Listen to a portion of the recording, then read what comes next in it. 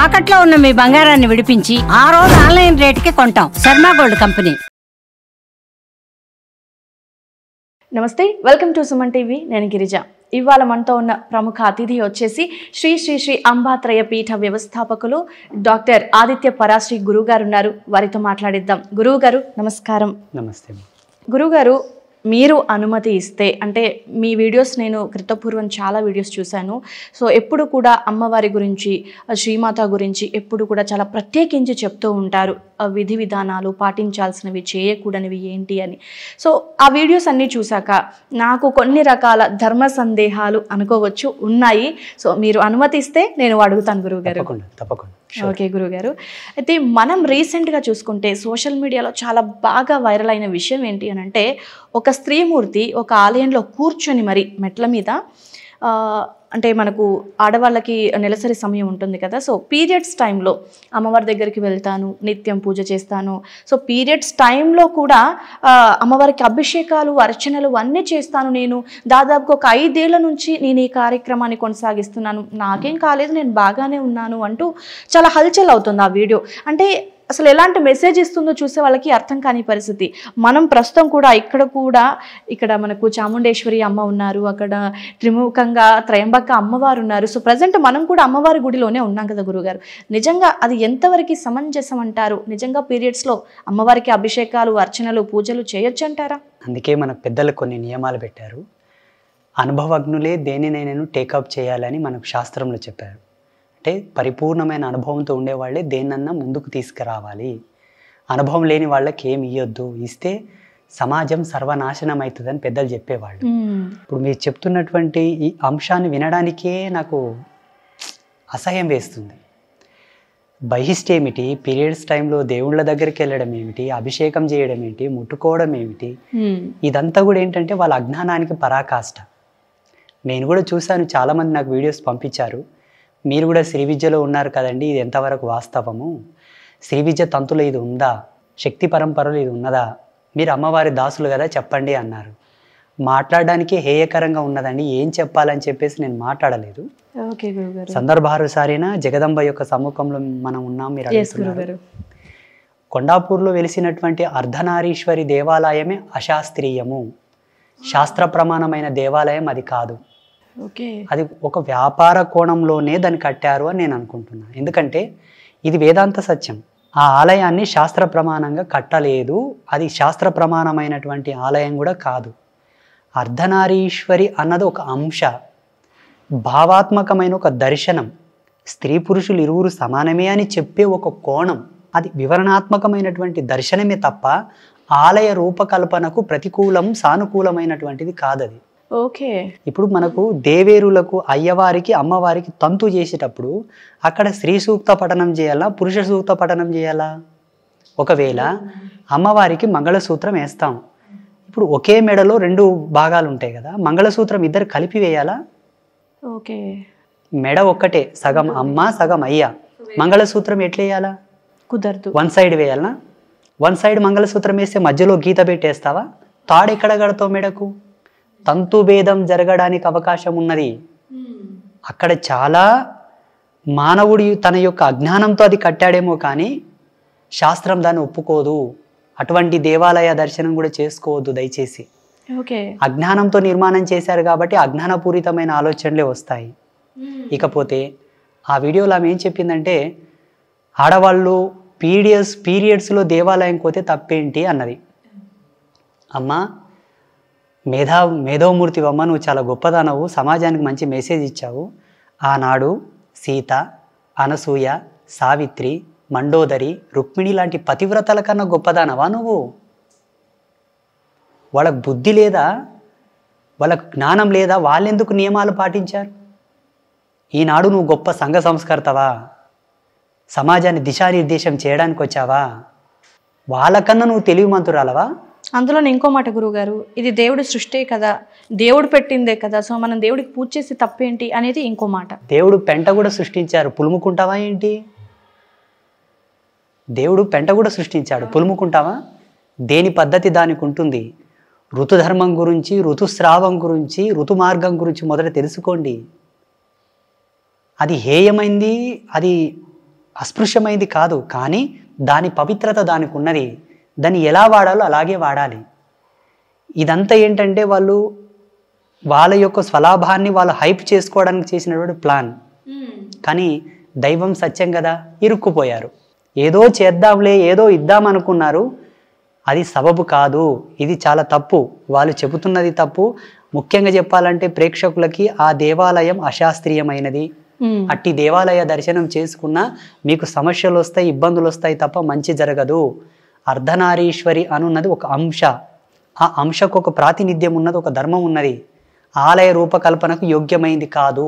ఇంకొకటి, పీరియడ్స్లో కనుక మీరు ఆలయ దర్శనం చేసుకున్నా, దేవతామూర్తుల యొక్క దర్శనం చేసుకున్నా మీకు బ్రహ్మహత్యా పాతకం తగులుతుంది. తస్మాత్ జాగ్రత్త.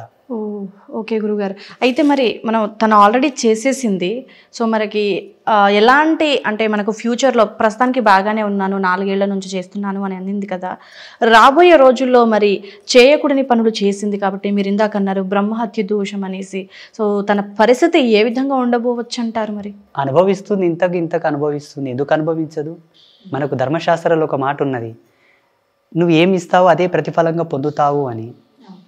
వాస్తవంగా అంటే ఆలయం మీద కానీ వారు చేసినటువంటి కామెంట్స్ మీద వేదాంతవేత్తలు ఒక 10 మంది పెద్ద మనుషులు ఆలయం దగ్గరికి వెళ్ళి చర్చ చేయాల్సింది. మాలాంటి పీఠాధిపతులు కానీ స్వామీజీలు కానీ ఏ ఆగమం ప్రకారంగా నువ్వు దేవాలయం కట్టావు, నీకు దేవాలయం కట్టడానికి ఎవరు ప్లాన్ ఇచ్చారు, ఆ పండితుడు ఎవరు, ఇక్కడ ప్రతిష్ట ఏ ఆగమం ప్రకారంగా చేశారు, ప్రతిష్టకు వాడిన మంత్రాలేవి, అక్కడ నిక్షిప్తం చేసిన యంత్రం ఏమిటి, దానికి ఏ మంత్రంతో యజ్ఞశక్తిని ధారబోసారు, ఇవన్నీ అడగాల్సింది.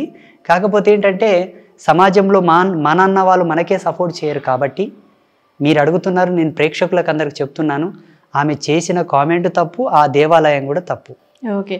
అయితే దీన్ని ఇన్స్పిరేషన్గా తీసుకొని బయట కూడా ఆడవాళ్ళు నిజంగా సృష్టికి మూలమైందే కదా, తప్పు కాదు కదా అనే అపోహలోనే ఉండిపోతున్నారు. సో మరి వాళ్ళకి ముందు జాగ్రత్తగా ఏదైనా చెప్పాలి అంటే స్పెషల్గా మహిళల కోసం మీరేం చెప్తారు గురుగారు? ఒక్క 5 రోజులే మీరు అమ్మవారి దర్శనం చేసుకోకపోతే ప్రాణం పోతుందా? మనం ఏదైనా ఇంజుర్డ్ అయిపోతే కొన్ని ప్లేసెస్కి వెళ్ళాం మనం. అవును. ఎందుకంటే అక్కడ ఏం తగిలిన రక్తస్రావమైనా ఏదైనా చీము నెత్తురు లాంటిది వచ్చినా కొంత పక్కకుంటాం మనం, అందరిలోకి రాము. ఎందుకంటే స్మెల్ రావచ్చని, దాంట్లో ఉన్న బ్యాక్టీరియా వేరే వాళ్ళకి అంటుతుందని చెప్పేసి. స్త్రీ యొక్క ఋతుస్రావం గురించి మనకు శాస్త్రంలో ఒక బుక్కే ఉన్నది హిందూయిజంలో. ఓకే. దాన్ని చదివితే మీకు దాని యొక్క వివరాలు తెలుస్తాయి. ఎలా ఉంటుంది, ఆమె స్థితి ఏంటి, ఆమె పరిస్థితి ఏంటి, 5 రోజులు ఎలా ఆమె నడవడికలో ఉంటుందన్నది. ఇవేవి తెలియకుండా నోటికి ఏది వస్తుంది వాగితే దాన్ని ఏమనాలి? అజ్ఞానం కాదు, ఇంకా వల్గర్గా వాడాల్సి వస్తే పెయ్యి బలుపు. ఓకే గురుగారు, నిజంగా కళ్ళు మూసుకుపోయి మూర్ఖంగా ప్రవర్తించింది. సో నిజంగా అలా ప్రవర్తించే వాళ్ళకి పైన దేవుడు చూస్తుంటాడు. సో గురుగారు, మనకు ప్రజెంట్ కనుక చూసుకుంటే HMPV అనే వైరస్ చాలా విపరీతంగా వ్యాపించి ఉంది. సో మనకి 2020లో కరోనా వచ్చింది, దాని ప్రభావం ఏ విధంగా ఉండిందో మనం ఆల్రెడీ చూసాము. లాక్డౌన్ లాంటివి, లేదంటే కొన్ని రకాల ఆధ్యాత్మికంగా కానీ ఆరోగ్య సమస్యల పరంగా చూసుకున్నాం. సో మరి 2025లో మరి ఈ HMPV అనే ప్రభావం, వైరస్ ప్రభావం మళ్ళీ అంటే అంతకుముందుకు వచ్చిన ప్రభావాన్ని చూపించే అవకాశాలు ఏమైనా ఉన్నాయంటారా? మరేం లేదమ్మా, ఎవరు భయపడాల్సిన అవసరం లేదు. ఇదేమంత ప్రభావం చూపేది కాదు. మీ జాగ్రత్తలు మీరు ఉండవచ్చు. అయితే చైనాలో కూడా మా భక్తులు ఉన్నారు చాలామంది. నేను ఈ మధ్యలో కథనం చూసిన వెంబడి నేను వాళ్ళకి ఫోన్ చేశాను. ఓకే, ఏమయ్యా ఇట్లా అంటున్నారు, వాస్తవమేనా అని. లేదు గురువు గారు, అదేదో ఫ్లో వచ్చింది చిన్నగా, వింటర్ సీజన్ కదా, ఆ చిన్న ఫ్లో ఏదో వచ్చింది, వాళ్ళు బెంబేలు పడిపోతున్నారు, అటువంటిది ఏం లేదండి అన్నారు. ఇప్పుడు ఈ మధ్యలో కుంభమేళా ఒకటి జరగబోతున్నది. ఎస్ గురుగారు, నేను అదే అడగబోతున్నాను. కుంభమేళా జరగబోతోంది కాబట్టి అక్కడికి భక్తులు వెళ్ళకూడదనే ఉద్దేశంతో ఇలా ఒకటి క్రియేట్ చేశారు. ఇంకోటి ఏంటంటే కరోనా రావడం లోపల ఒక సృష్టి ఆంతర్యము, ఒకటి ప్రాకృతికమైన ఆంతర్యము, మానవుని యొక్క వీక్నెస్ను తెలియచెప్పడానికి వచ్చినటువంటి ఒక మహమ్మారి. ఇప్పుడు అటువంటిది ఏమి లేదు, ఎవరు భయపడవద్దు, అందరూ ధైర్యంగా ఉండండి, ఎవరికి ఏ అనర్థం జరగదు. తప్పకుండా కుంభస్నానం చేసి ఆ పుణ్యం మీ వెంట తెచ్చుకోండి. ఇది మంచి సదావకాశం. హిందూ జాతిలో పుట్టిన ప్రతి పౌరుడికి, ప్రతి ఒక్కరికి సదావకాశం. ఇటువంటి అనుమానాలకు, అపోహలకు మీరు ప్రలోభపడొద్దు. మీరు చక్కగా కుంభస్నానం చేయండి. ఓకే గురుగారు, మెడికేషన్ పరంగా అలాగే ముఖ్యంగా ఆధ్యాత్మికత పరంగా కూడా మనం ఏ విధమైనటువంటి నియమ నిబంధనలను పాటించాలి, ఆధ్యాత్మిక పరంగా దైవాన్ని ఏ విధంగా ఆరాధన చేసుకుంటే మనం ఈ గడ్డు పరిస్థితుల నుంచి బయటపడతామంటారు? నిరంతరము మనకు ఎంత సమయం దొరికినా నిరంతరము భగవద్ధ్యానంలో ఉండండి. సమీప ఆలయాలను దర్శించుకోండి. ఎందుకంటే ఆలయ కేంద్రకాలు ఒక అద్భుతాలు మన హిందూయిజంలో. అలాగే సమీపంలో ఎవరైనా సాధు సత్పురుషులు స్వామీజీలు ఉన్న వాళ్ళ దర్శనం చేసుకోండి.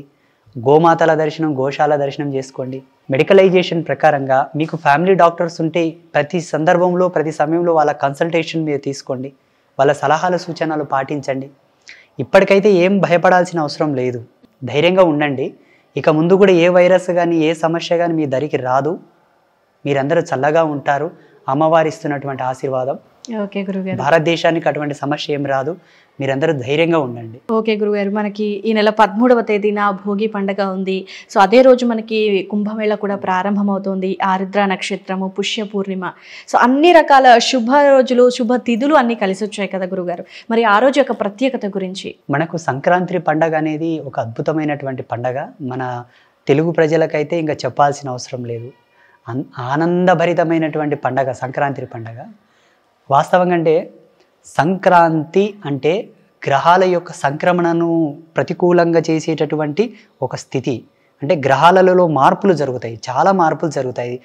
జ్యోతిషపరంగా విద్వాంసులకు చాలామందికి అనుభవం ఉన్నది. ఖగోళమైనటువంటి విద్వత్తు పైన అనుభవం ఉన్న వాళ్ళకి దాని గురించి వివరణ తెలుసు. సంక్రాంతి ఈ 3 రోజులు కూడా మన ప్రాంతీయ వారీగా ఉండేటటువంటి ఆచారాలకు పద్ధతులకు అందరూ కూడా అనుగుణంగా ఉండి ఆ పండగలు చేసుకోవాలి. ఇందులో చాలా లోతున్నది. ఓకే గురుగారు. మన పెద్దలు చాలా డెప్త్గా దీని మీద ఆలోచన చేసి మనకి పండగలు ప్రవేశపెట్టారు. ఈ పండగలను మనం ఆచరిస్తూనే ఆ పుణ్యాన్ని మనం గ్రోలాలి. ఆధునిక పోకడలకు అలవాటు పడిపోయి ఈ పండగలనని పక్కన పెట్టి ఆ పుణ్యాన్ని, ఆ పురుషార్థాన్ని మీరు కోల్పోతున్నారు. దయచేసి మీరు ఎన్ని ఆధునిక పోకడలకన్నా అలవాటుగా మీరు ఉండండి, తప్పులేదు. మీరు ఉండాల్సి ఉంటే ఉండవచ్చు. పండగలను మాత్రం తప్పకుండా ఇంప్లిమెంట్ చేసుకోండి. ఈనాడు మీరు ఆచరిస్తేనే రేపు భావి తరాలకు అవి అందుతాయి. మిమ్మల్ని చూసి మీ పిల్లలు నేర్చుకుంటారు. ఎందుకంటే నేచర్ ప్రకారంగా ఈ పండగల్లో ఎంతో విశిష్టత ఉన్నది. రాశుల సముదాయం మారుతుంది, ఆయనాలు మారుతాయి, నక్షత్ర యోగ బలాలన్నీ మారుతాయి. దక్షిణాయనం వీడి ఉత్తరాయణ పుణ్యకాలం ప్రవేశిస్తున్నది కాబట్టి ప్రాకృతికంగా ఎన్నో మార్పులు జరుగుతాయి. ఆ మార్పులకు అనుగుణంగానే ఈ భోగి, మకర, కనుమ ఈ 3 పండుగలు మన వాళ్ళు మనకు ప్రవేశపెట్టారు. సమీపంలో నది ఉంటే నదీ స్నానం చేయండి. మకర సంక్రాంతి రోజు ఉత్తరాయణ పుణ్యకాలం ప్రవేశించేటప్పుడు నదీ స్నానం చేసి నూతన వస్త్రములు కట్టుకొని ఇంట్లో చక్కగా పూజలు చేసుకొని ఆ రోజు పొంగలి గనక చేసి నైవేద్యం పెట్టి మనం స్వీకరిస్తే సంవత్సరం పాటు సుఖ సంతోషాలతో ఉంటారన్నది మనకు ప్రతీది. ఓకే గురుగారు. సరే, మరి మనకు ఆ సమయం వచ్చింది కాబట్టి 13వ తేదీన కుంభమేళ జరగబోతోంది గురుగారు. సో మనకి కుంభమేళ అనేది అందరికీ తెలిసిందే, ప్రయాగ్లో జరగబోతుంది. సో ఏంటి కుంభమేళ యొక్క ప్రత్యేకత, విశిష్టతల గురించి తెలియజేస్తారా గురుగారు? ఈసారి వచ్చే కుంభమేళ 140 సంవత్సరాలకు ఒకసారి వస్తుంది. ఇప్పుడు ఓకే, ప్రతి 12 సంవత్సరాలకు ఒకసారి కుంభమేళ వస్తుంది, మహాకుంభ. అటువంటి మహాకుంభలు 10 కుంభమేళలు కలిస్తే ఈ కుంభమేళ. ఈ కుంభమేళ 140 సంవత్సరాల కన్నా ముందు వచ్చింది, మళ్ళీ ఇప్పుడు వస్తుంది. యాజ్ ఇట్ ఈస్ సేమ్ ఇదే ముహూర్త యోగ బలముతో వచ్చే కుంభమేళ 140 సంవత్సరాలకు మళ్ళీ వస్తుంది. 12 సంవత్సరాలకు వచ్చేటటువంటి కుంభమేళలో బహు ప్రాశస్తం ఉంటుంది. అంతకన్నా 100 రెట్ల ఫలితం ఈ కుంభమేళ ద్వారా మనకు సిద్ధిస్తున్నది. ఈ కుంభ స్నానం చేసే మనిషి సరాసరి మోక్షాన్ని పొందుతాడు, స్నానం ఆచరించినంత మాత్రాన్ని. ఎందుకంటే కుంభమేళనే ఒక అద్భుతం. ఆనాడు అమృత మదనం జరిగినప్పుడు అమృత బిందువులు పడ్డ 4 ప్రదేశాల్లో కుంభం అవుతుంది. అట్టి కుంభలో ఇది చాలా మహాకుంభములు, అంటే 12 కుంభములకు ఒక కుంభం ఇది, 12 మహాకుంభమేళాలకు ఒక మహాకుంభమేళ ఇది. అంటే ఇది చక్రవర్తిత్వాన్ని సిద్ధింపజేసుకునేది. అవి సమానమైనటువంటి 12 రాజకుంభములు కలిస్తే ఒక మహా చక్రవర్తిత్వ కుంభ ఇది. ఇప్పుడు వచ్చేది మనందరి అదృష్టం. నిజంగా మనందరి అదృష్టం. కాళ్ళు చేతులు గట్టిగా ఉన్నాయి, యవ్వన ప్రాయంలో ఉన్నాం. తప్పకుండా హిందూ అనేవాడు వెళ్ళి స్నానం చేయాల్సిందే, ఎక్కడ కాంప్రమైజ్ కావద్దు. మళ్ళీ 140 సంవత్సరాలకు ఉండేటోళ్ళు ఎవరు, పోయేటోళ్ళు ఎవరు? వెనకటికి సశరీరంతో స్వర్గం వెళ్ళాలని కోరిక ఉండేదట చాలా మందికి, కానీ వెళ్ళలేదు. ఎంత పెద్ద తాపసికైనా సాధ్యం కాలేదు. ఇటువంటి పవిత్రతలు ఈపున ఉంటే ఇటువంటి పుణ్యఫలాలు, ఇటువంటి నదీ స్నాన పుణ్యఫలాలు, పుష్కర పుణ్యఫలములు, కుంభస్నాన పుణ్యఫలాలు మన ఈపున ఉంటే సశరీరంతో స్వర్గానికి పోకపోయినా పర్వాలేదు కానీ జీవించినన్నాళ్ళు స్వర్గంలో ఉన్నట్టుగా జీవిస్తా. ఓకే గురుగారు, చాలా చక్కగా తెలియజేశారు. అయితే గురుగారు, మనకు ఇక్కడ కుంభమేళలో వచ్చేసి త్రివేణి సంగమం కదా, సో చాలామంది స్నానం ఆచరించడంలో కూడా చాలా రకాల విధి విధానాలు ఉంటాయి, పాటించాలి, అలా చేస్తేనే మనకు పుణ్య ఫలితం కలుగుతుంది అంటారు కదా. మరి అక్కడ గంగా నదిలో స్నానం చేసేటప్పుడు మనం స్నానం విధిని ఏ విధంగా ఆచరించాలి అంటారు? మన భారతదేశం యొక్క గొప్పతనం ఏంటంటే అమ్మా, మన శరీరంలో సప్త ధాతువుల యొక్క ప్రమోదం ఉన్నది. సప్తధాతువుల యొక్క కేంద్రకంగానే మన జీవనాడుల యందు జీవుడు స్రవింపబడి ప్రసరింపబడి మనం పలుకుతాము, మాట్లాడతాము. ఎప్పుడైతే సప్తధాతువుల యొక్క ప్రమోదం స్తంభింపబడుతుందో జీవుడు ఆరిపోతాడు, మనిషి చనిపోతాడు. ఆ సప్తధాతువుల యొక్క కేంద్రకంగానే మన భారతదేశంలో సప్త జీవనదులు ప్రవహిస్తున్నాయి. మన బాడీ యొక్క స్ట్రక్చరే ప్రపంచం యొక్క స్ట్రక్చర్. ఆ ప్రపంచంలో దేహంలో ఒక హృదయం ఉన్నట్టు ప్రపంచం అనే ఈ కేంద్రకంలో హృదయ స్థానం లాంటిది భారతదేశం. ఈ హృదయంలో హృదయ కేంద్రకం ఉండే సప్త జీవనది జలాల యొక్క సమూహమే ఈ దేహం యొక్క సమూహం. ఈ దేహంలో కూడా త్రివేణి సంగమం ఉన్నది. ఇడ, పింగళ, సుషుమ్న అనే 3 నాడులు కలుసు ప్రదేశమును త్రివేణి సంగమం అంటారు మన దేహములో. ఓకే. మన దేహంలో ఎలా అయితే త్రివేణి సంగమం ఉన్నదో అలాగే భారతదేశంలో కూడా త్రివేణి సంగమం, గంగా, యమున, సరస్వతి నదులు కలిసే సంగమం. జీవుడు ధ్యానంలో కూర్చొని యోగముని యందు లయమై ఆ త్రివేణి సంగం అంతర్ముఖుడై ఇక్కడ సంగమించవాలి. అది జీవుడి యొక్క ధర్మం. అందరూ యోగా, మెడిటేషన్, ధ్యానం చేసి ఇక్కడ సంగమించలేరు కదమ్మా, జీవుడిని ఇక్కడ నిలబెట్టలేరు కదా. ఇలా సంగమించలేని వాళ్ళకు ఈ సంగమ స్నానం మనకు భగవంతుడు ఆల్టర్నేట్ ఇచ్చాడు. అక్కడ బహిరంగ సంగమ స్నానం చేసిన, ఆంతరంగిక సంగమ స్నానం చేసిన ఫలితాన్ని పొందుతాడు. అనగా మేము ధ్యానంలో ఇక్కడ సంగమించిన వాళ్ళం ముక్తిని పొందుతాము. మీరందరూ సివిల్ పర్సన్స్ అందరూ అక్కడ స్నానం చేస్తే ముక్తిని పొందుతారు. భగవంతుడిని ఋషి ప్రశ్న వేశాడు బ్రహ్మదేవుని, ఏమయ్యా ప్రతి ఒక్కడు ఆధ్యాత్మికంగా రాణించలేడు కదా, రాణించని వాళ్ళకి ఏంటయ్యా అంటేనే ఇన్ని పుణ్యక్షేత్రాలు, ఇన్ని నదీ స్నానాలు, పుష్కరాలు, కుంభమేళాలు, ఇవన్నీ మనకు భగవంతుడు ఆల్టర్నేట్ ఇచ్చాడు. చూడమా, ధ్యానంలో కూర్చొని మేము చక్రాసాన్ని యాక్టివేట్ చేసుకొని సహస్రారంలో కలపాలి. ఇలా యాక్టివేట్ చేసుకొని సహస్రారాన్ని చూడలేని జీవుడికి కైలాస పర్వత దర్శనం చేసుకుంటే సహస్రార దర్శనం చేసిన పుణ్యం వస్తుంది. మన భారతదేశానికి అది సహస్రారం. ఓకే, నిజంగా మన దేహం యొక్క స్ట్రక్చరే మన భారతదేశం, మన ప్రపంచం యొక్క నిర్మాణ శైలి. ఇది కొంచెం ఇంకా వివరిస్తే అందరికి అర్థమవుతుంది. కుంభస్నానం చేయడానికి వెళ్ళే ప్రేక్షకులకు అందరికి ఒక విజ్ఞప్తి. చెప్పండి గురుగారు. బహు ప్రాశస్తంతో కూడుకున్నది కాబట్టి అధిక సంఖ్యాకులు అక్కడ పాల్గొంటున్నారు. అవును, భారతీయుల కన్నా ఫారెనర్స్ ఎక్కువ పాల్గొంటున్నారు. 140 సంవత్సరాల కన్నా ముందు వచ్చిన అఘోరాలు ఈసారి వస్తున్నారు. మధ్యలో వచ్చిన కుంభమేళలో కొంతమంది వచ్చారు, కొంతమంది రాలేదు. కొందరికి టైమ్ ఆఫ్ సీక్వెన్సబుల్ పీరియడ్ ఉంటుంది. ఆ టైం యొక్క మెథడ్ను అనుసరించి పోయినసారి వచ్చిన కుంభమేళలో వచ్చిన అఘోరాస్ నాగసాధువుల కన్నా ఈసారి రెట్టింపు వాళ్ళు వస్తున్నారు. ఒక్కరొక్కరు వయస్సు 350 సంవత్సరాలు, 400 సంవత్సరాలు, 500 సంవత్సరాల అఘోరాలు వస్తున్నారు. అందుకే వెళ్ళే వాళ్ళు కొంత జాగ్రత్తగా, తోపులాట ఎక్కువ ఉంటుంది, జన సమూహం ఎక్కువ ఉంటుంది. చిన్నపిల్లలు వెళ్ళొద్దు, ముసలి వాళ్ళు వెళ్ళొద్దు, కకృతి పడి వెళ్ళకండి. ఎందుకంటే పుణ్యం దొరుకుతుందని వెళ్తున్నారేమో, సమూహం ఎక్కువ ఉంటుంది కాబట్టి జాగ్రత్త. ఎవరి వస్తువులపైన వాళ్ళకు జాగ్రత్త ఉండాలి, ఎవరి వస్తువులపైన వాళ్ళకు నిబద్ధత ఉండాలి. సంగమ స్నానాన్ని అపవిత్రం చేయొద్దు. మలమూత్ర విసర్జనలు చేయడం, ఇటువంటి పాపపు పనులు చేయవద్దు. మీకు సాధ్యమైనంతలో స్నానం చేసుకొని వచ్చేసేయండి. అంతే. అక్కడ ఉండడము, ఆ ఘోరాలతో సెల్ఫీలు దిగడము, వీడియోలు తీసుకోవడము, ఉన్న రష్కే, ఉన్న జనాలకి అక్కడ స్థానం లేదు. ఈ పిచ్చి పనులు చేయకుండా పవిత్రతను కాపాడండి. హిందూ ధర్మానికి అపకీర్తి తేవద్దు. ఓకే గురుగారు. సో నిజంగా పుణ్యం ఎక్కడ సందు దొరుకుతుందా అని ప్రయత్నం చేస్తున్నారు. ఇప్పుడు ఈ వైరస్ అనే కల్లోలం అదే చూడండి. ఈ వైరస్ అనే కల్లోలం అదే. ఎందుకంటే ఉత్తరప్రదేశ్ గవర్నమెంటు, మాన్యనీయ ముఖ్యమంత్రి యోగి ఆదిత్యనాథ్ గారు మనకు చాలా సౌలభ్యం ఇచ్చారు. ఏ పూట కాపూటకు వాళ్ళు న్యూస్ రిలీజ్ చేస్తున్నారు. చాలా అద్భుతంగా ఏర్పాట్లు చేశారు. వారి గౌరవానికి, వారి యొక్క గొప్పతనాన్ని కూడా మన అపకీర్తి తీసుకురావద్దు. అవును గురుగారు.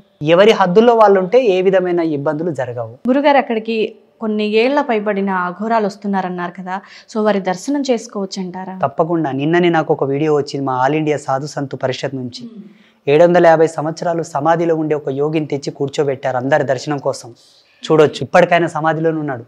బ్రహ్మదండం ఇట్లా పెట్టారు గదవకి, జీవకళ ఉంది, ఇంకా మజిల్స్ ఉన్నాయి, చర్మం ఉంది. నేను కావాలంటే ఆ వీడియో మీకు షార్ట్ పంపిస్తాను, ప్లే చేయండి. తప్పకుండా గురువుగారు. ఇప్పుడు చాలామంది చదువుకున్న మేధావులు, విజ్ఞాన శాస్త్ర నిపుణులు, ఈ జన విజ్ఞాన వేదిక వాళ్ళు, నాస్తికులు, హేతువాదులు ఇదంతా ట్రాష్ అంటారు, కొట్టిపాడేస్తారు. మీ అనుభవానికి దొరకనంత మాత్రాన ఇది అసత్యమని ఎప్పుడు అనుకోవద్దు. ప్రతిదీ మీ జ్ఞానానికి దొరకాలని ఏమైనా రూల్ ఉందా? ఇప్పుడు అమ్మ ముందర ఒక శంఖం పెట్టాం, ఈ శంఖం వయసు చెప్పగలవా? చెప్పలేం. నీవు ఎంత కంప్యూటర్లో డీకోడ్ చేసినా దాని వయసు 250 సంవత్సరాలు వస్తుంది. మేము కావాలంటే ఇస్తాం, తీసుకెళ్ళి టెస్ట్ చేసుకొచ్చి మళ్ళీ ఇవ్వండి. దేన్ని పరిశోధించగలవు? ఈ భూమండలంలోనే సగభాగం శోధించావు, ఇంకా సగభాగం ఉన్నది. అమెజాన్ ఫారెస్ట్నే మీరు సరిగ్గా శోధించలేకపోయారు. కొన్ని ప్రదేశాల వైపు మీరు వెళ్ళటం లేదు. అసలు చాలా ఉంది మీరు శోధించాల్సింది. హిందూయిజంని మీరేం శోధించగలరయ్యా? అపహాస్యం చేయవలదు. మీ జ్ఞానం ఇంకా నేర్చుకోవాల్సి ఉన్నది, మీరు నేర్చుకోండి, తర్వాతకు మాట్లాడండి. ఓకే గురుగారు, నిజంగా మీరు శ్రీ విద్య ఉపాసకులుగా ఎన్ని విషయాలను తెలియజేసినా అలా వినాలి అని అనిపిస్తుంది గురుగారు, మాకు చూసే వీక్షకులకైనా సరే. సో మీరు చెప్పే ప్రతి మాటలో ధర్మం, సత్యం జరుగుతున్నది, ధర్మంగా దేవుడికి ఏది కూడా వ్యతిరేకత లేకుండా ఇలాగే చేయాలి, శాస్త్రబద్ధంగా చాలా చక్కగా తెలియజేస్తారు గురుగారు. సో ఫైనల్గా ఒకటి గురుగారు, దేవుడే లేడు అని అంటే దేవుడు ఉన్నాడు అని నమ్మరు, దేవుడు లేడు అని కొట్టిపారేస్తూ ఉంటారు. సో ఏకంగా దీని మీద డిబేట్లు కూడా జరుగుతూ ఉంటాయి. దేవుడు లేడు, సనాతన ధర్మం లేదు అనేది చాలా రకాలుగా బయట మనం చూస్తూనే ఉన్నాం. సో మరి అలాంటి మూర్ఖులు అనొచ్చు, ఎందుకు అనంటే వాళ్ళు వాదించే వాదన అలా ఉంటుంది కాబట్టి అనాల్సి వస్తుంది. సో అలాంటి వాళ్ళ కోసం మీరేం చెప్తారు గురుగారు? భగవంతుడు ఉన్నాడో లేడో మీకు అనవసరం, కొలుస్తారా లేదా అది చెప్పండి. ఇప్పుడు ఒక సబ్జెక్టును మనం చదువుతాం, తగు అనుభవము సిద్ధించుటకు ఒక చదువు మనకు అవసరం. నీకు చదువు అవసరం, పుస్తకంతో పని లేదు. అవును, జీవుడు ఈ జన్మనెత్తిన తర్వాత పరిపూర్ణతను పొందగలిగినటువంటి అభ్యాసన ఏదైనా ఉన్నది అంటే ఆధ్యాత్మికతనే. అది మినహా ఏమీ లేదు ఈ జగతిలో, ఏమీ లేదు. అట్టి అభ్యాసనకు ఒక రూపం కావాలా, ఒక దార్శనికత కావాలా. అట్టి దైవత్వాన్ని పొందిన ఒక పుణ్యపురుషుని ఆదర్శంగా తీసుకున్నారు మన వాళ్ళు. శివుడని, విష్ణువని, కృష్ణుడని, రాముడని దైవ తత్పర శక్తిని పుణికిపుచ్చుకొని దైవత్వంతోనే ప్రణమిల్లిన వారిని, ప్రయాణించిన వాళ్ళని ఆదర్శప్రాయులుగా తీసుకొని వారికి తగు ఉపచారములు సమర్పించి ఆ ఉపచారములకు అనుగుణంగా ముక్తిని, మోక్షాన్ని, అనుభూతిని, ఆనందాన్ని పొందుతున్నారు మన వాళ్ళు. మీకు వచ్చిన ఇబ్బంది ఏమిటి? దైవత్వం నీ జ్ఞానానికి దొరికేది కాదయ్యా. నీవు 1,00,000 PhDలు చేసినా నీవు దైవత్వాన్ని కనిపెట్టలేవు. దానికి ఆధ్యాత్మిక శోధన కావాలి. నీ పిచ్చి జ్ఞానానిగా దేవుడు దొరికేది? 1,00,000 సంవత్సరాలు యోగ సమాధిలో ఉన్న వాళ్ళకే పరమాత్మ చైతన్యం దొరకదు. నువ్వేం శోధించావు? వేదాంత సత్యం నీకెరుకనా? మంత్రతంత్ర జ్ఞానాల యొక్క లోతు తెలుసునా? యాంత్రిక విజ్ఞానం తెలుసునా? మంత్ర విజ్ఞానం తెలుసునా? నీకు ఏమిట్లో కనిపెట్టావు నువ్వు దేవుణ్ణి? ఎలా తెలుసు నీకు దేవుడి గురించి? ఏం తెలుసని దేవుడి గురించి మాట్లాడుతున్నావు? నేను ఒక స్వామీజీని, ఆధ్యాత్మికవేత్తను. MBBS గురించి నాకు అవసరం లేదు, నేను చదవలేదు. నేను ఇంజనీరింగ్ గురించి మాట్లాడకూడదు, ఎందుకంటే నా సబ్జెక్టు కాదు. దేవుడు లేడు అన్నది ఎంత అజ్ఞానం అంటే, ఎంత హాస్యాస్పదం అంటే, నా తల్లిదండ్రులు లేరు అన్నది ఎంత అజ్ఞానమో ఇది అంతే అజ్ఞానం. ఇంకా అసలు దానికి ఇంకా మాటలు లేవు గురువు గారు. అసలు అది భగవంతుడు లేనిదే ఈ సృష్టి ఉన్నది అని మీరు నమ్మాల్సి ఉంటే, ఈ సృష్టి తనకు తానుగా ఉద్భవించింది, స్వయంగా ఏర్పడిందని మీరు అనుకుంటే, ఇటువంటి సృష్టి మనకు సమీపంలో చాలా గ్రహాలు ఉన్నాయి, ఎందుకు ఏర్పడటం లేదు? భూమి లాంటి అట్మాస్ఫియర్ ఉన్నటువంటి గ్రహాన్ని మొన్న ఒకటి కనిపెట్టారు నాసా వాళ్ళు. 2022 ఎండింగ్లో, డిసెంబర్లో ఒక నివేదిక వచ్చినది. సేమ్ భూమి లాంటి అట్మాస్ఫియర్ అక్కడ ఉన్నది, నీటి శాతం కూడా ఉన్నది అని నివేదించారు. మరి అక్కడ జీవం లేదే. పోనీ దేవుడు లేడు, నువ్వే సత్యం, నీ జ్ఞానమే సత్యం అని నువ్వు అనుకుంటే, దేహ నిర్మాణమునకు సంబంధించిన అన్ని మినరల్స్, అన్ని ఆర్గ్యూమ్స్ అన్నీ మేము మీకు అందజేస్తాం. ఒక్క కృత్రిమమైన దేహం నువ్వు తయారు చేసి చూపెట్టగలవా? అసాధ్యం, సాధ్యం కాదది. మీ జ్ఞానాన్ని మేము గౌరవిస్తాం. ఇన్ని ఎక్స్పెరిమెంట్లు చేసిన నీ జ్ఞానం ఒక విద్వత్తుకు ప్రతీక, దాన్ని స్వాగతిస్తాం. దైవశక్తితో ఆటలు మంచిది కాదు అంటారు కదా గురుగారు, మనిషితో పెట్టుకో కానీ దేవుడితో పెట్టుకోకు అనేది. వద్దు. నీ వయసు ఎంత, నీ అనుభవం ఎంత? ఒకవేళ నువ్వు కనిపెట్టాలే, దేవుని రుచి చూడాలనుకుంటే రా, మాతో నేర్పుతాం. నిజంగా గురు, వీఆర్ ఎక్స్పర్ట్ ఇన్ దస్. మేము దాంట్లో ప్రావీణ్యులం. రండి, మాతోనికి రండి, మేము నేర్పుతాం. దేవుడు అనేవాడు ఎలా ఉంటాడో రుచి చూసి మరీ పంపిస్తాం, అప్పుడు మాట్లాడండి. ఉన్నాడా లేడా యా, అనేది. ఎగ్జాక్ట్లీ. ఇప్పుడు ఇందాక నేను రూమ్లో 2 విఐపీలను కూర్చోబెట్టి వచ్చానమ్మా అన్నాను. అవును, నేను అక్కడ వాళ్ళని కూర్చోబెట్టి వచ్చాను, నాకు తెలుసు, మీకు తెలియదు. తెలీదు. అవును, నేను చెబితే కానీ మీకు అర్థం కాలేదు. దైవత్వం నువ్వు చూడలేదు, దేవుడు నీకు తెలియదు. నేను చెబుతా, తెలుసుకో. అంతే. No more questions, no more arguments. So నిజంగా గురుగారు, సో ఇక్కడ దేవాలయ విశిష్టత గురించి, అలాగే మాకున్నటువంటి మీ అనుమతితో మా ధర్మ సందేహాలని కూడా నివృత్తి చేసినందుకు, అండ్ మరొక్కసారి మీకు కంగ్రాచులేషన్స్ డాక్టరేట్ తీసుకున్నందుకు. డాక్టరేట్ అనేది నాకు ఇవ్వలేదు, యావత్ హిందూ సమాజంలో పుట్టిన ప్రతి వ్యక్తికి, ప్రతి నా శిష్యులకు, నా యొక్క సమూహానికి, హిందూ సమాజానికి, ప్రపంచవ్యాప్తంగా ఉండేటటువంటి నా హిందువులకందరికీ ఆ డాక్టరేట్ నేను అంకితం చేస్తాను. అది నాకు ఇవ్వలే. నేను హొసూర్ యూనివర్సిటీ వాళ్ళు నాకు ఫోన్ చేసి మీకు డాక్టరేట్ ప్రకటించారండి అంటే, ఏ ప్రాతిపదిక మీద ఇస్తున్నారు నాకు డాక్టరేట్ అని అడిగారు. మరి ఎందుకు ఇస్తున్నారు, క్లారిటీ ఉండాలి కదా, ఎందుకు ఇస్తున్నారు అన్నాను. లేదండి, సోషల్ మీడియా మాధ్యమంగా సనాతన ధర్మం పట్ల మీ విశ్లేషణ మాకు నచ్చింది, ఆ క్లారిటీ మాకు నచ్చింది, ఓకే, ధర్మము యొక్క విలువలను చెప్పే కోణంలో మీకు అది ఇస్తున్నాం అన్నారు. వాస్తవంగా ఈ ఆబ్జెక్టివ్ మీద ఇయ్యొచ్చా అని అడిగాను నేను. అయ్యో, అది మా యొక్క ప్రొఫెసర్స్ తీర్మానం చేశారండి, మా వాళ్ళు సమ్మతించారు, వాళ్ళు ప్రకటించారు అన్నారు. ఓకే, సరే వస్తాను అన్నాను. అంటే సనాతన ధర్మానికి సంబంధించిన అంశాల మీద నాకు ఇచ్చారు కాబట్టి, ఈ ధర్మం పురాప్రాకృతం, అజేయం, అనంతం, అనాది, సనాతనం, అక్కడి నుంచి వచ్చి ఇప్పటి వరకు ఇక ముందుండే వాళ్ళందరికీ ఇది అంకితం, ఈ డాక్టరేట్. ఇక ముందు ఏ అవార్డు వచ్చినా, ఏ రివార్డు వచ్చినా, ఏమొచ్చినా మనందరిది, నా ఒక్కరిదైతే కాదు. నిజంగా గురుగారు చాలా అద్భుతంగా తెలియజేశారు. నాది అనేది కాకుండా మనది అనేది. గురుగారు, నిత్య పూజ చేసే భక్తులు ఉంటారు కదా, మరి వాళ్ళు మాంసం తినొచ్చా తినకూడదా, తింటే ఏం జరుగుతుంది, సో అంటే మన సనాతన ధర్మం ప్రకారం తినాలని ఉందా, తినకూడదని ఉందా, ఒకవేళ తింటే ఏం జరుగుతుంది అంటారు గురుగారు, తెలియజేస్తారా? ఏం పర్వాలేదు, అభేరపడాల్సిన అవసరం లేదు. చక్కగా మీ ఇష్టాన్ని బట్టి, మీ రుచిని బట్టి మీరు తినొచ్చు. ఆయా ప్రాంతాల ఆచారము, వాళ్ళ యొక్క కుటుంబ ధర్మాలను బట్టి చాలామందికి అలవాటులో భాగంగా మాంసాహారం చేరిపోయింది. అవును, వాళ్ళ రుచి అది. ఒకరు రుచిని మనం ప్రతిఘటించడం ధర్మం కాదు. శాస్త్రవచనం ఏమిటి అంటే, ఏమైనా పర్వదినాలు ఉన్నాయనుకోండి, ఏకాదశి, పౌర్ణమి, అమావాస్య, పంచమి, ఇటువంటి పర్వదినాలు, వైకుంఠ ఏకాదశి, తొలి ఏకాదశి, మహాశివరాత్రి, ఇటువంటి విశేషమైనటువంటి తిథుల్లో తినకండి, ఆ పవిత్రతను కాపాడండి, అది మన బాధ్యత. మిగతా రోజుల్లో జనరల్గా మీరు తినండి, తిన్న రోజు భగవద్ పూజకు మీరు ఉపక్రమించవద్దు. ఓకే, ఉదయం లేచి చక్కగా స్నానం చేసుకొని, దీపారాధన చేసుకొని, పూజ చేసుకొని, అంతా చేసుకొని పక్కకు వచ్చి మీరు తినండి, హ్యాపీగా ఉండండి.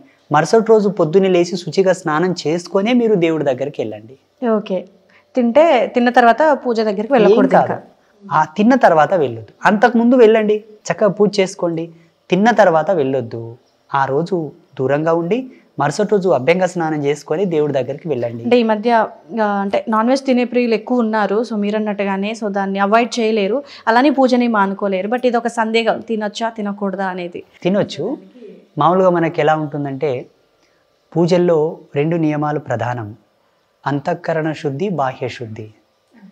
అంతఃకరణ శుద్ధి నీకు ఉంది అని ఎట్లా నిరూపణ అవుతుందంటే, ఒక ఫోటో పెట్టుకొని ఇంత దీపం వేస్తున్నావంటే నీకు శుద్ధి ఉన్నట్టే లెక్క. ఎంత ప్రేమ లేకపోతే ఫోటో పెట్టుకుంటాం, దీపం పెట్టుకుంటాం, ఇక్కడ ఉంటుంది కదా, ఉంది. బాహ్య శుద్ధి ఏంటి అయ్యా అంటే, ఇలా తిన్నప్పుడు, ఏదైనా డ్రింక్ చేసినప్పుడు, నాన్ వెజ్ తిన్నప్పుడు, సతీ సాంగత్యం జరిపినప్పుడు అక్కడ వెళ్ళొద్దు. ఓకే, శుచిగా స్నానం చేసుకొని ఆయన పవిత్రతను మనం కాపాడితే మనకి ఇచ్చే పుణ్యం మనకి ఇస్తాడు. మనం ఒక ఆఫీసర్ దగ్గరికి వెళ్ళాలంటేనే ఒక పద్ధతితోటి ఒక పుష్పగుచ్చం తీసుకొని, ఆయనకి ఇష్టమైంది ఏదో పట్టుకొని, ఇంత క్యాష్ డబ్బు పట్టుకొని వెళ్ళి ఆయనకి ఇచ్చి ప్రసన్నం చేస్తాం ఒక ఆఫీసర్ని. భగవంతుడితోనికి వెళ్ళాలంటే నియమాలే ప్రధానం, నియమాలే ప్రధానం. ఆయనకు కావాల్సినవి అవే, ఆయనకు అవసరమయ్యేవి కాకపోయినప్పటికీ అందు కేంద్రకంగా నీకు ప్రసరించేటటువంటి పుణ్యానికి అవి అవసరం. ఈశ్వరుడికి అవి అవసరం లేదు, కానీ నీకే ప్రతిఫలంగా వస్తాయి. దేవుడికి ఒక విషయ పట్టిక ఉన్నది, భగవంతునకు నువ్వు ఏమి సమర్పిస్తున్నావో అతగాడు నీకు అదే ఇస్తాడు, అనగా దేవుడు నీకు అదే ఇస్తాడు. మనం ఏ విధంగా కొలిస్తే ఆ విధంగానే. నువ్వు శుద్ధిగా పోయావు అనుకో, తొందరగా నీకు రిజల్ట్ వస్తుంది, నీ కష్టాలు తొందరగా నెరవేరుతాయి. అశుద్ధి మన ధర్మంలో లేదు, మన ధర్మం ఒప్పుకోదు దాన్ని. సనాతన ధర్మం అంటేనే పరమ పవిత్రమైనది, పవిత్రం కాదు పరమ పవిత్రమైనది. పవిత్రతకే పవిత్రత నేర్పినటువంటి ధర్మం మనది. ఈ అపోహాలు మీరేం పెట్టుకోవద్దు. మీరు తిన్నా ఆ రోజు దూరంగా ఉండండి, మరుసటి రోజు వెళ్ళి చక్కగా పూజ చేసుకోండి. క్షీరసాగర మదనం చేయుటకు దేవతలకు దానవులకు పెద్ద పని సాధ్యపడలేదు. భగవంతుడు దాన్ని కొంత సవరించి ఆల్టర్నేట్ కొన్ని ఆప్షన్స్ ఇచ్చాడు. అలాగే ఆ కాన్సెప్ట్ తోట అమృత మదనం జరిగింది, అమృతం వచ్చింది. సనాతన ధర్మం ఎంత గొప్పది ఉందో, ఎంత రిస్ట్రిక్షనబుల్గా ఉందో, ఎంత నియమ నిబంధనలతో ఉందో అన్ని ఆల్టర్నేట్ ఆప్షన్స్ కూడా ఇచ్చింది మనకు. అంతటి సౌలభ్యాన్ని కూడా ఇచ్చింది. ఒకేసారి గొంతు నొక్కి పెట్టి చెప్పలా, లేదు, ఆర్డర్ చేసింది. చూడరా, ఇది పరమపదమైనది, ఇది పరమ పవిత్రమైంది, చేయలేకపోతే ఇది కూడా ఉన్నది. అంతేగాని ఇది కాక అది కాక అన్యమైన ప్రదేశంలోకి వెళ్ళి బలి కావద్దు, అక్కడ ఏదో ఉందని వెళ్ళి గోతిలో పడి మళ్ళీ గిలగిలా కొట్టుకోవద్దు అన్నది ధర్మవచనం. ఇది అందరూ స్వీకరించాలి. తప్పకుండా గురుగారు. ధన్యవాదాలు గురుగారు.